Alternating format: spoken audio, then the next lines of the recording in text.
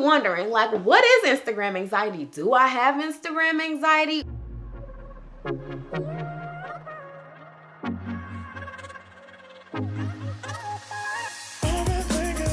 What's up, beautiful people? Welcome back to my channel. I'm Erin, and this is Erin on Demand, where we are all about owning our business, owning our lives, and owning our happiness. And today, y'all, we are talking about owning, well, not really owning anything. We're talking about Instagram anxiety and how to get over it and actually post and be genuine on your social media. So let's get into it. You might be wondering, like, what is Instagram anxiety? Do I have Instagram anxiety or just overall social media anxiety? It doesn't necessarily have to be Instagram, but I feel the most pressure when I upload to Instagram. Some of the things that just take over my little brain. There have been so many times where I feel like I just have nothing valuable to share. I haven't gone to a cool event or worn a cute outfit or done anything really significant or Instagram worthy to post. Times where I do go somewhere and I take a cute picture, but it doesn't go with my Instagram feed. Times where I just stress out about how my Instagram feed looks. Should I delete certain pictures? Should I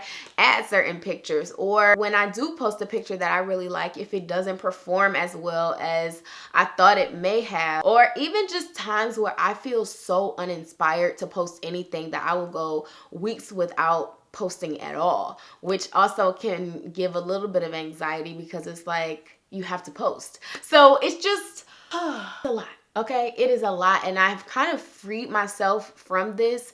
At least I am trying to, because Instagram is not about to rule my life, okay? And it's just not worth our mental health and just being anxious over what's ultimately comparison. So I'm kind of gonna go into a few things that I think we are fearful of when it comes to Instagram that's kind of causing this anxiety, and then share a few things that I've been doing that have helped me to overcome this. The first fear that I think is pretty obvious is just not getting a lot of likes. We fear that if we post a certain picture or video clip, it's just not going to do as well as we hope it would. The second fear is the fear of judgment. If you are posting something about a new business you're launching, or you got a new haircut or whatever, like, a lot of us have anxiety about sharing that publicly because we're just fearful of what people will think about it. And the third thing is fear of self-promotion, which I think happens most often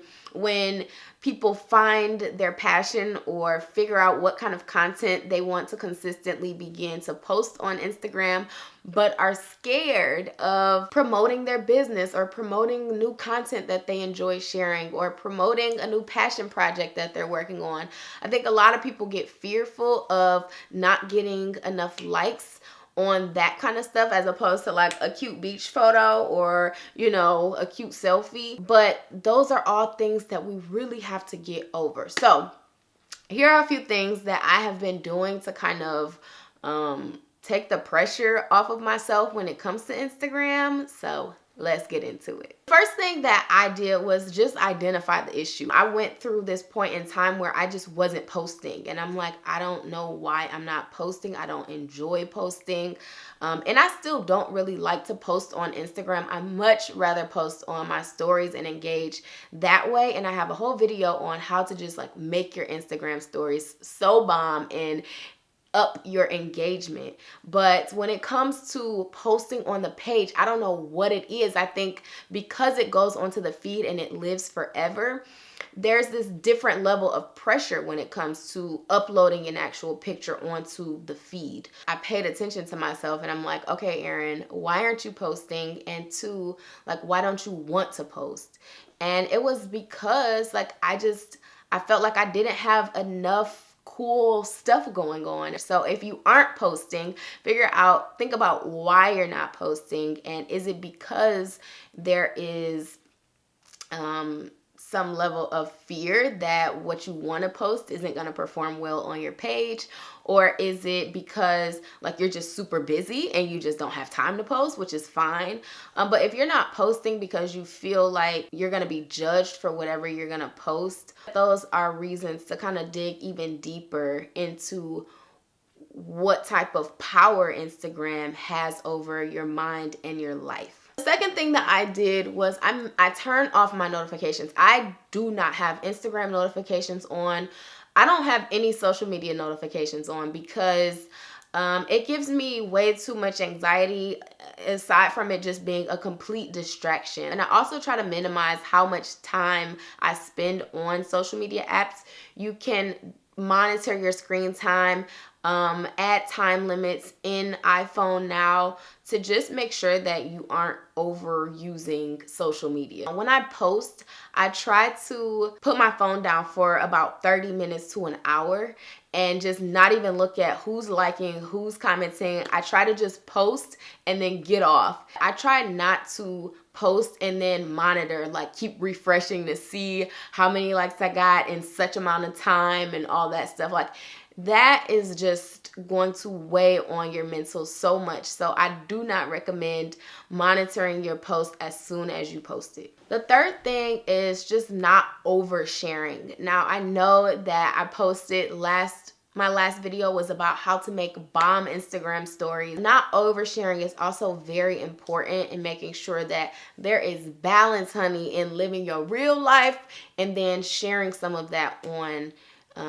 your social media. Fourth thing is I now follow a lot more pages that I'm inspired by and a lot less pages that make me feel like I'm not doing enough. There's a way to assess that. And if you see somebody and you just think that you should be doing what they're doing, or you're looking at their page trying to keep up with them, or in sort of a jealous way, I think it's important to unfollow those types of people and people who just don't post positive energy. Who we follow can also kind of shape how we think we're supposed to be. The fifth thing is to be transparent. Social media is not just a place to boast about the things that you've gotten in life. And I think that's where a lot of the pressure comes from, is we feel like we can only post if we got on like our best outfit. We come in our Sunday's best, honey, ready to post, okay? But what I think is that transparency also has so much power, and people do not maximize the use of captions and being transparent and telling solid stories in your captions. Because once you kind of break that barrier between you and your followers, I think it becomes a lot more enjoyable to just share things that are authentic to you, that mean something to you, that bring you joy, and not things that you feel like people want to see, or feel like are gonna get the most likes, or feel like are just super flashy. There is power in being authentic. That kind of takes the pressure off once you start hearing people say, oh my gosh, like I'm going through the same thing, or thank you, this inspired me. It just helps you to be able to be like, I don't have to, always look perfect or be perfect on here. As long as I'm being honest and truthful, that is value as well. And then the last thing is to not be afraid to self-promote. And this is more of a business tip, because I think so many people get so nervous to kind of shift their Instagram into more of a business profile. Not even that. I think a lot of people get scared to start uploading content that they really care about, that they don't know if their followers do. So one of my friends, she loves Black businesses, and she said that she, wants to post more content about Black businesses. But when you have kind of created a personal brand on Instagram of you, wearing your cute outfits and, going to your cute events, but now you want to start posting actual content that is different than your personal brand content, then I think that it's important to understand that you may not get as many likes if you are posting, a list of your favorite Black-owned businesses.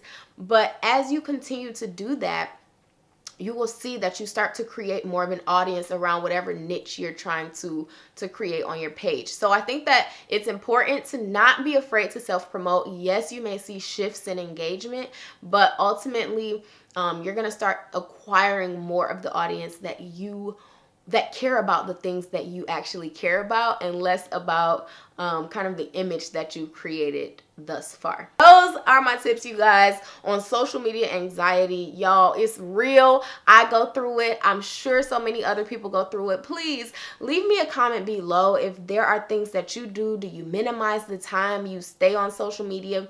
If you've ever experienced Instagram anxiety or just any kind of social media anxiety, please let your girl know that I am not the only one. And remember, it is okay to take a break from social media, to just delete the apps and to live. And if you want to be a part of my internet home, make sure you like this video and subscribe. Hit the notification bell so you can be notified when I upload videos every Tuesday, all about entrepreneurship, owning your business, and owning your life, y'all. So if that's the type of content you are interested in, welcome, boo. And on that note, I will see you guys next time. Bye.